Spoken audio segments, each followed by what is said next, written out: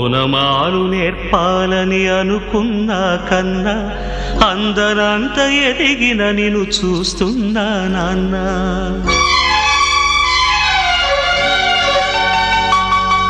ఓనమాలు నేర్పాలని అనుకున్నా కన్నా అందరంత ఎదిగిన నిన్ను చూస్తున్నా నాన్న.